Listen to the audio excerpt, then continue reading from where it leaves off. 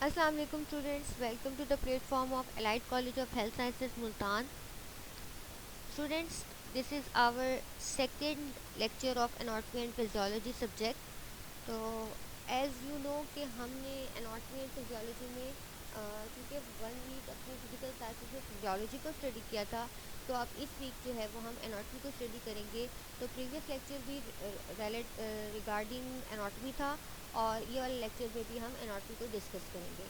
तो further move करने से पहले थोड़ा सा मैं इस बारे में ब्रीफ कर दूँ कि हमने प्रीवियस लेक्चर में एनाटॉमी का इंट्रोडक्शन थोड़ा सा स्टडी कर लिया था कि एनाटॉमी की हमने थोड़ी सी डेफिनेशन स्टडी कर ली थी कि it is the branch of science that deals with the study of structure of plant and animals या deals with the study of structure of organisms. हमने कहा था एनाटॉमी के अंदर हम स्ट्रक्चर्स को स्टडी करते हैं, ठीक है, और फिजियोलॉजी के अंदर हम फंक्शंस को स्टडी करते हैं। तो ये थोड़ा सा हमें कॉन्सेप्ट क्लियर हुआ था।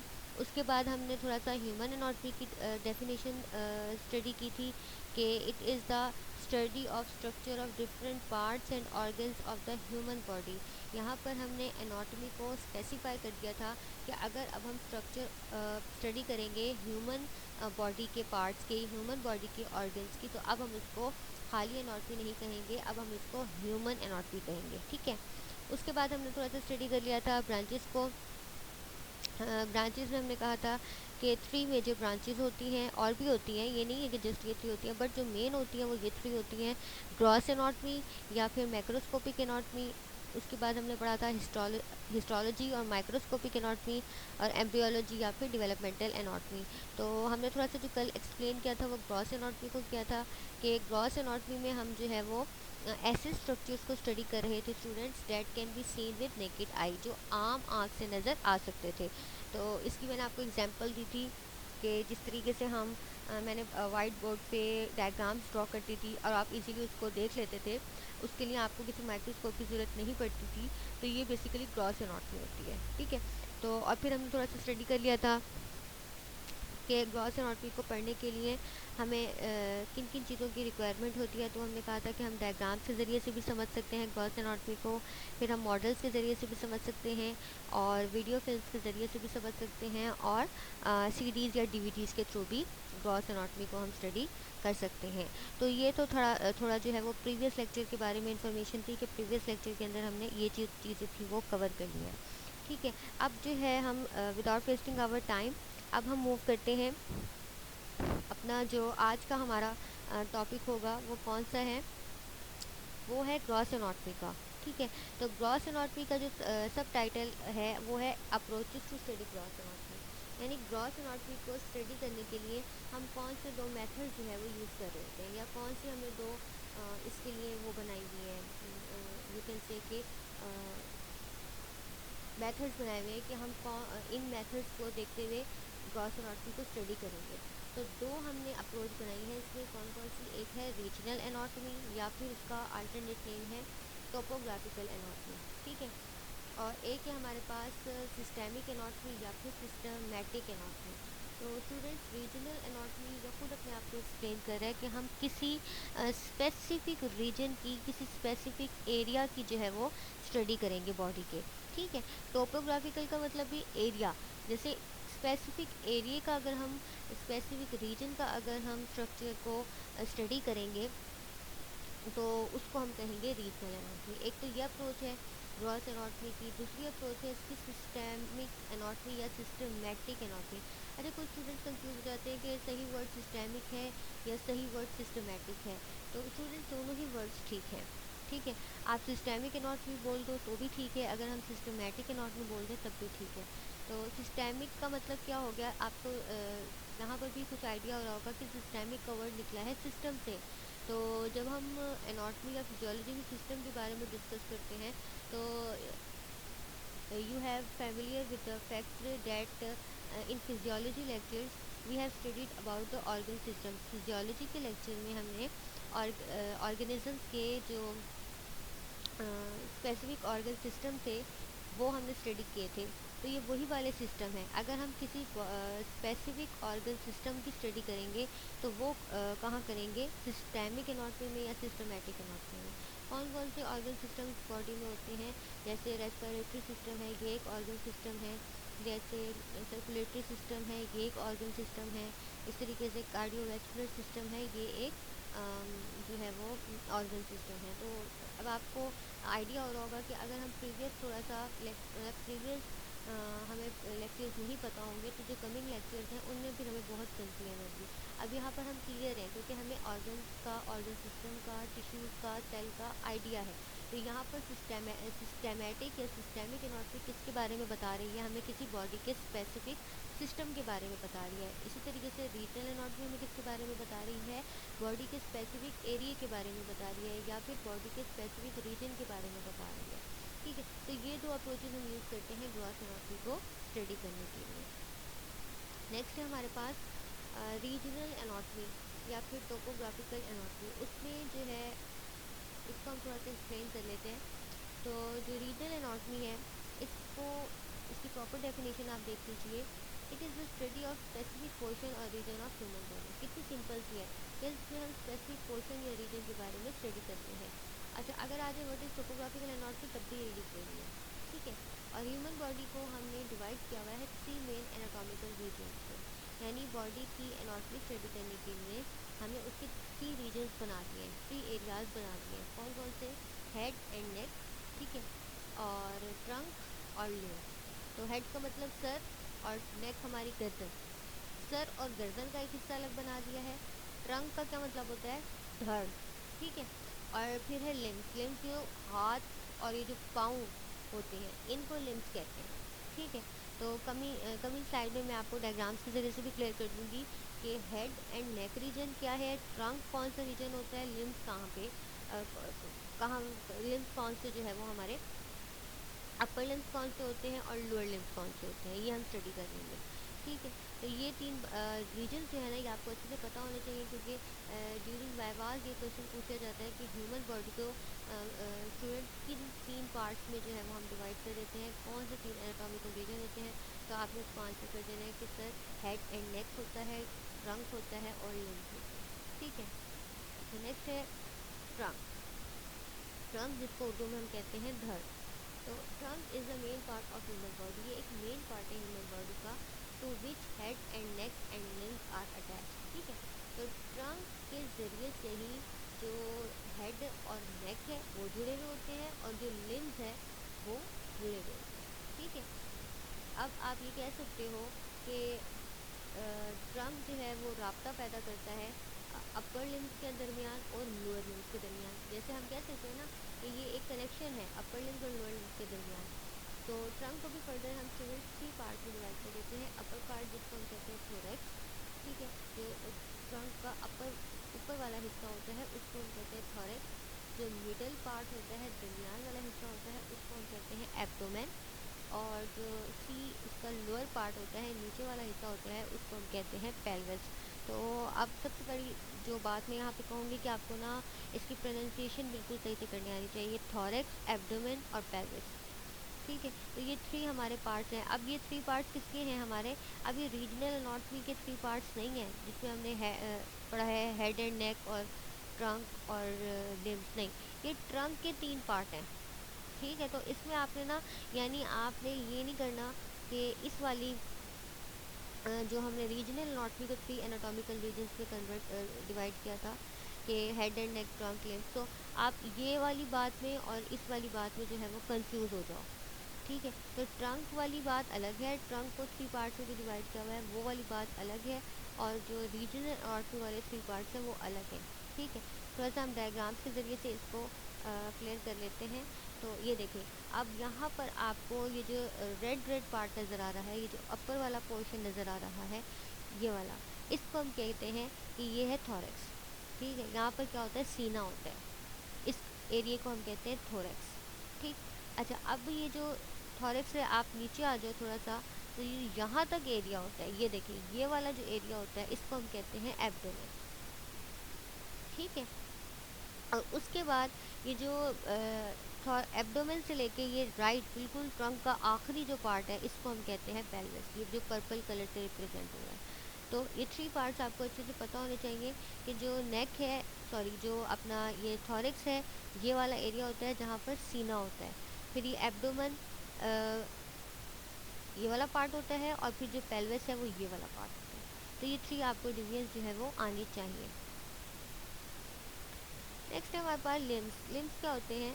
तो मैंने आपको बताया जैसे हाथ पाँव होते हैं, तो अब अपर लिम्स यानी हाथ ऊपर है तो हम उनको अपर लिम्स भी कह देते हैं, हम उनको फोर लिम्स भी कह देते हैं, और हम उनको अपर एक्सट्रीमिटीज़ भी कह देते हैं। अब आपको ये देखो कि अलग अलग इनकी नाम है लिम्स के। एक ही बात है कि जो अपर लिम्स है या फिर इसका नाम होगा फोर लिम्स या फिर इसका नाम होगा अपर एक्सट्रीमिटीज़। एक्सट्रीमिटीज़ किसको कहते हैं स्टूडेंट्स? यानी एक्सट्रीम हम कहते हैं ना किसी चीज़ की इंतहा को। तो हमारी बॉडी की इंतहा है हाथ पाँव, ये भी हमारी बॉडी की इंतहा है, यानी बॉडी ख़त्म हो रही है हाथों पे। इसी तरीके से जो पाँव हैं उन पर भी बॉडी आकर ख़त्म हो रही है जैसे। तो ये इंतहाई इलाके सॉरी इंतहाई पार्ट्स हैं हमारी बॉडी के। तो इनको जो है हम क्या कहेंगे? अपर एक्सट्रीमिटीज़। जो हमारे हाथ हैं उनको हम कहेंगे अपर लिम्स, फोर लिम्स या फिर अपर एक्सट्रीमिटीज़। इस तरीके से जो हमारे पाँव हैं उनको हम कहेंगे a pair of lower limbs या फिर हाइंड लिम्स। इसको हिंड नहीं बोलना, ये हाइंड है। हाइंड लिम्स या फिर लोअर एक्सट्रीमिटीज़, क्योंकि ये नीचे होते हैं। अपर एक्सट्रीमिटीज़ को कहते हैं क्योंकि हाथ ऊपर होते हैं। जो लोअर एक्सट्रीमिटीज़ पाँव जिन्हें हैं वो नीचे होते हैं, तो हम उनको लोअर एक्सट्रीमिटीज़ या लोअर लिम्स कह देते हैं। ठीक है। अच्छा, उसके बाद हमारे पास जो अपर लिम्स हैं उसके 3 पार्ट्स होते हैं। कौन कौन से पार्ट्स होते हैं? आर्म, फोर आर्म और हैंड। ठीक है। अपर लिम्स की, अच्छा ये मैं आपको डायग्राम से बताती हूँ कि आर्म क्या होता है, फोर आर्म क्या होता है और हैंड का तो आपको पता चल गया होगा और आर्म का भी पता चल गया होगा। तो फोर आर्म को थोड़ा सा हम डिफ्रेंशिएट करेंगे कि ये क्या होता है। और जो लोअर लिम्स हैं उसमें भी 3 पार्ट्स होते हैं स्टूडेंट्स, थाई, लेग और फुट। अब आपने यहाँ पर ना ये नहीं कर देना कि ट्रंक के 3 पार्ट्स को आप अपर लिम्स लोअर लिम्स में लिख रहे हो, या फिर जो रीजनल ऑर्टरी के 3 पार्ट्स हैं उनको आप ट्रंक में लिख रहे हो। तो ये आपने अपने कॉन्सेप्ट क्लियर कर लेने हैं कि हमारा जो रीजनल ऑर्टरी है उसके 3 पार्ट्स हैं, हेड एंड नेक, और हमारे पास ट्रंक और लिम्स। ठीक है। फिर ट्रंक के फर्दर हमने 3 पार्ट्स पढ़े, कौन कौन से? हमने कहा कि इसका थोरेक्स होता है, एब्डोमेन होता है और पेल्विस होता है। फिर हमने लिम्स के बारे में थोड़ा स्टडी कर लिया। तो लिम्स में हमने कहा कि 2 होते हैं, अपर लिम्स होते हैं या फिर लोअर लिम्स होते हैं, या फिर हम कह सकते हैं फोर लिम्स होते हैं या फिर हाइंड लिम्स होते हैं, या फिर हम कह सकते हैं अपर एक्सट्रीमिटीज़ होती हैं या फिर लोअर एक्सट्रीमिटीज़। ठीक है। और जो अपर लिम्स हैं उसके भी फर्दर हमने 3 पार्ट्स पढ़े, आर्म, फोर आर्म और हैंड। इस तरह लोअर लिम्स के भी हमने 3 पार्ट्स पढ़े, कौन कौन से? थाई, लेग और फुट। अच्छा, अब ये नेक्स्ट थोड़ी सी डायग्राम है, इसमें आप ज़रा सा इसको ऑब्जर्व करें। तो जो ये वाला हमारा पार्ट है, ये जो हाथ का हिस्सा होता है, ये देखें यहाँ से यहाँ तक, इसको हम कहते हैं अपर आर्म। जो ऊपर है ना तो इसको अपर आर्म कहते हैं, ये देखें। उसके बाद ये जो अपर आर्म से लेकर हाथों तक का हमारा एरिया है, ये जो ये रीजन है, इसको हम कहते हैं फोर आर्म। और ये जो हाथ है इसका तो आपको पता ही होगा। तो ये हमारी जो एग्जांपल है किसकी? अपर लिम्स की। तो अपर लिम्स के अंदर हमारे फर्दर 3 पार्ट्स आ रहे हैं, अपर आर्म आ रहा है, फोर आर्म आ रहा है और हैंड्स आ रहे हैं। ठीक है। लाइक वाइज अब आप ये लोअर लिम्ब देखो। लोअर लिम्ब के अंदर ये जो ये वाला पोर्शन है, जिसको हमने अपर लिम्ब के केस में हमने कहा था कि अपर लिम्ब से पहले वाला पार्ट हमने कहा था अपर आर्म है। ठीक है। फोर लिम्स में हमने पहला पार्ट कहा था अपर आर्म है, दूसरा पार्ट हमने कहा फोर आर्म है और तीसरा पार्ट हमने कहा था हैंड है। तो जो हमारे लोअर लिम्स हैं उनका जो पहला पार्ट है वो थाई है, ये वाला एरिया थाई है। ठीक है। उसके बाद ये लेग है, ये वाला पार्ट लेग है। लेग का भी आपको पता है, फुट का भी आपको पता है। तो बस ये वाला एरिया का आपके नाम ध्यान में रखना है, इसको हम कहते हैं थाई, THIGH, थाई। ठीक है। तो लोअर लिम्स के भी कितने पार्ट्स होते हैं स्टूडेंट? 3 पार्ट्स होते हैं। कौन कौन से होते हैं? थाई, लेग और फुट। ठीक है। तो ये आप ये समझ लें कि बेसिक क्वेश्चंस हैं वाइवा के। तो वो आपसे पूछ सकते हैं, क्वेश्चंस आप नोट कर लें। तो वो क्वेश्चंस आपसे कौन कौन से पूछ सकते हैं? वो पूछ सकते हैं what is regional anatomy, what is systemic anatomy, what are the 3 anatomical regions of the body. फिर वो आपसे पूछ सकते हैं what are the 3 parts of trunk. फिर वो आपसे पूछ सकते हैं कि what are the upper limbs, what are the lower limbs, और फिर वो पूछ सकते हैं कि अपर लिम्स के फर्दर कितने 3 पार्ट्स होते हैं उनके नाम बताएं, और लोअर लिम्स के फर्दर कितने पार्ट्स होते हैं या फिर आप उनके नाम बताएं। तो ये जो है ये क्वेश्चन आपसे पूछ सकते हैं एनाटॉमी का, जब एनाटॉमी या आप जब वाइवा के लिए जाते हो या कोई टेस्ट आपका होता है तो ये वहाँ पर ये क्वेश्चन बहुत ज़्यादा पूछे जाते हैं। उसके बाद जो हमारी दूसरी जो हिस्टोलॉजी है, ग्रॉस एनाटॉमी हमारी यहाँ तक कंप्लीट हो गई है, यहाँ तक हमारी ग्रॉस एनाटॉमी कंप्लीट हो गई है।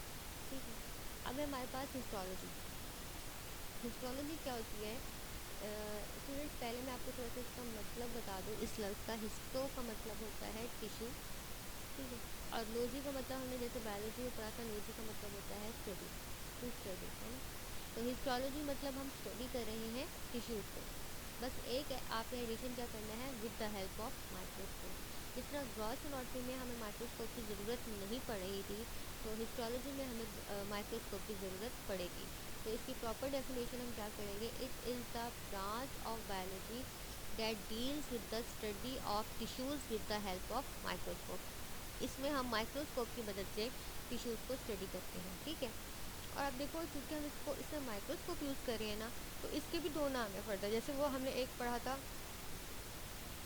सिस्टेमिक या सिस्टमेटिक, तो यहाँ पर भी दो वर्ड्स हैं। It is also known as microscopic anatomy या फिर माइक्रो एनाटॉमी, ठीक है। इसको हम माइक्रोस्कोपिक एनाटॉमी भी कह देते हैं या फिर हम इसको माइक्रो एनाटॉमी भी कह देते हैं। क्यों कह रहे हैं माइक्रो एनाटॉमी, क्योंकि हम इसके अंदर यूज़ कर रहे हैं माइक्रोस्कोप को, ठीक। नेक्स्ट है हमारे पास ये जो थोड़ी सी स्लाइड है, इसमें आप देखें कि जब हम माइक्रोस्कोप में टिश्यू को स्टडी कर रहे होते हैं स्टूडेंट्स, तो वो कुछ इस तरीके से उनकी अपीयर होती है, अपीयरेंस होती है पर्पल कलर का और पिंक कलर का इनकी अपीयरेंस होती है। तो इसको जो है वो हम कह रहे होते हैं कि ये हिस्टोलॉजी है।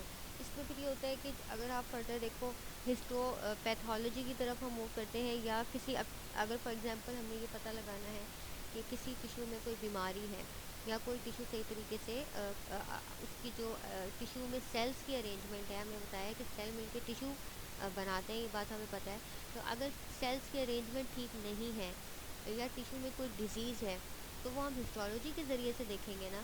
तो अब पैथोलॉजी बेसिकली होती है डिज़ीज़ से रेलेवेंट। तो अगर हम डिज़ीज़ स्टडी करेंगे टिश्यू की, तो फिर हम उसको हिस्टोपैथोलॉजी कहेंगे। तो आप देखो कि हिस्टोलॉजी कितनी इंपॉर्टेंट है कि अगर कोई टिश्यू सही से वर्क नहीं कर रहा, तो वो हम उसको हिस्टोलॉजी के ज़रिए से ऑब्ज़र्व करेंगे कि इसकी वर्किंग ठीक नहीं हो रही है, इस पर क्या डिज़ीज़ जो है वो आ गई है, उसके पीछे रीज़न जो है वो क्या है। तो इस तरीके से अपीयर होते हैं माइक्रोस्कोप में स्ट्रक्चर। तो उनको आपने आइडेंटिफाई करना होता है। इंशाल्लाह जब आप प्रैक्टिकली यूज़ करोगे माइक्रोस्कोप को, तो ये डिफरेंट टिश्यूज़ हमारे यहाँ पे लैब्स में अवेलेबल हैं, उनको आप ऑब्जर्व करोगे माइक्रोस्कोप में, फिर आपको समझ में आएगा और अच्छे से समझ में क्लियर हो जाएगा कि ये हिस्टोलॉजी में और ग्रॉस एनाटॉमी में क्या फ़र्क है। अब आप देखो, ग्रॉस एनाटॉमी में हम माइक्रोस्कोप यूज़ नहीं करते, डायसेक्शन हो रही होती है जैसे, तो उसमें हम नेकेड आई से भी सारे स्ट्रक्चर्स को देख रहे होते हैं। लेकिन जो हिस्टोलॉजी है उसके लिए हमें जो है वो माइक्रोस्कोप की लाजमन जो है वो ज़रूरत पड़ती है, ठीक है। होपफुली यहाँ तक आपको ग्रॉस एनाटॉमी और हिस्टोलॉजी अच्छे से क्लियर हो गई होगी। जो थर्ड हमारी मेन ब्रांच थी वो एम्ब्रियोलॉजी थी। हिस्टोलॉजी की एनाटॉमी की जो मेन थर्ड ब्रांच है वो है एम्ब्रियोलॉजी। तो स्टूडेंट्स, आप ये वर्ड ही हमें क्लियर कर रहा है, एम्ब्रियो मतलब जो एम्ब्रियो का स्ट्रक्चर होता है, और लॉजी मतलब स्टडी, यानी इसके अंदर हम एम्ब्रियो की स्टडी करते हैं। अब क्वेश्चन राइज होता है एम्ब्रियो क्या होता है। तो जब एग और स्पर्म ये दोनों कंबाइन कर जाते हैं, तो क्या बना देते हैं, एम्ब्रियो बना देते हैं। अब उस एम्ब्रियो ने एक कंप्लीट ऑर्गेनिज्म के अंदर कन्वर्ट होना है, ठीक है। तो उस एम्ब्रियो से लेकर उसका वो जो डेवलपमेंट हो रहा है और वो एक कंप्लीट ऑर्गेनिज्म बन रहा है, उसकी स्टडी को हम क्या कहते हैं, एम्ब्रियोलॉजी कहते हैं। इसका दूसरा नाम क्या था, डेवलपमेंटल एनाटॉमी, ये भी हम इसको कह सकते हैं। तो अल्टरनेटिव नेम से हमें पता होने चाहिए। तो इसकी प्रॉपर डेफिनेशन स्टडी कर लेते हैं। It is the branch of anatomy deals with the study of embryo and their development, ठीक है। तो एक डायग्राम है, इसमें आप देखें कि किस तरीके से एक एम्ब्रियो से फर्दर प्रोसीडिंग स्टार्ट होती है और एक कंप्लीट ऑर्गेनिज्म जो है वो बन जाता है। तो ये तो था हमारा एम्ब्रियोलॉजी के हवाले से। इंशाल्लाह कमिंग लेक्चर में हम फर्दर डिस्कस करेंगे थोड़ा सा अदर ब्रांचेस ऑफ एनाटॉमी और इम्पोर्टेंस ऑफ एनाटॉमी। इस तरह से फिर हमारा जो चैप्टर नंबर 1 है वो क्लियर हो जाएगा। इसको आप लोगों को थोड़ा सा यू कैन से कि स्लो इसलिए पढ़ाया था इस चैप्टर को कि इसमें ना तमाम बेसिक इन्फॉर्मेशन गिवन है। तो ये जो वर्ड्स आएंगे, फोर लिम्स, हाइंड लिम्स, इस तरीके से हिस्टोलॉजी और एम्ब्रियोलॉजी, ये अब कमिंग लेक्चर्स में यूज़ होंगे, तो वहाँ पर इनको इतनी डिटेल से दोबारा बताया नहीं जाएगा। इसलिए आपको यहाँ पर ही इसी चैप्टर में इन सब टर्मिनोलॉजीज़ को बहुत डीपली समझाने की मैंने कोशिश की है। और इसमें हमने स्ट्रक्चर्स के जरिए से भी सारा स्टडी किया है। तो क्या क्या हमने आज के लेक्चर में स्टडी किया? आज के लेक्चर में हमने स्टडी किया ग्रॉस एनाटॉमी को स्टडी करने के लिए हम कौन कौन सी अप्रोचेज यूज़ करते हैं, ठीक है। रीजनल एनाटॉमी या टोपोग्राफिकल एनाटॉमी और सिस्टेमिक एनाटॉमी या सिस्टमैटिक एनाटॉमी। फिर हमने one by one regional anatomy को डिस्कस कर लिया कि रीजनल एनाटॉमी या टोपोग्राफिकल एनाटॉमी क्या होती है। लाइक वाइज उसके फिर हमने रीजनल एनाटॉमी में हमें पता है कि 3 पार्ट्स है, तो हमने उन पार्ट्स को हेड एंड नेक का तो हमें क्लियर था। ट्रंक के बारे में फिर मैंने थोड़ा सा यहाँ पर स्लाइड पे भी एक्चुअली ट्रंक में जो है वो फर्दर 3 पार्ट्स के बारे में हमने स्टडी किया था कि वो थॉरेक्स, एब्डोमेन और पेल्विस। देन नेक्स्ट हमने यहाँ पर थोड़ा डायग्राम के जरिए से देख लिया कि थॉरेक्स कहाँ पर है, एब्डोमेन कहाँ पर है और फिर पेल्विस कहाँ पर है, ठीक है। उसके बाद हमने लिम्स के बारे में स्टडी कर लिया था कि अपर लिम्स होते हैं या लोअर लिम्स होते हैं।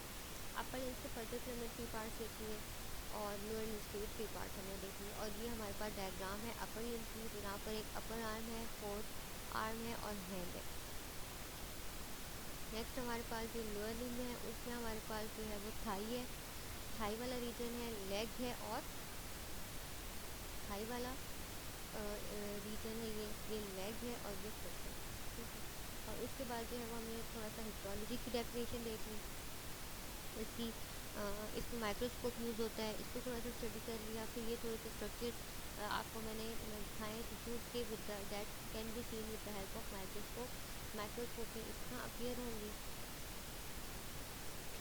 फिर हमने एम्ब्रियोलॉजी के बारे में स्टडी कर लिया और इसके एक आपके डायग्राम से आपको ये बात अच्छे से क्लियर हो गई होगी कि एक एम्ब्रियो से कंप्लीट ऑर्गेनिज्म तक की डेवलपमेंट जब होती है तो हम उसको स्टडी करते हैं, तो वो एम्ब्रियोलॉजी कहलाती है।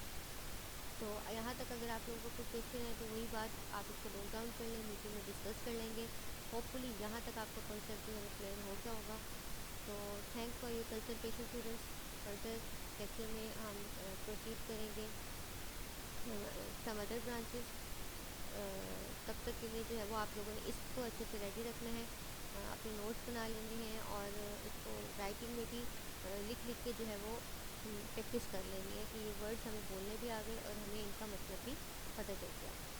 Thank you for your consultation students. अल्लाह हाफिज़।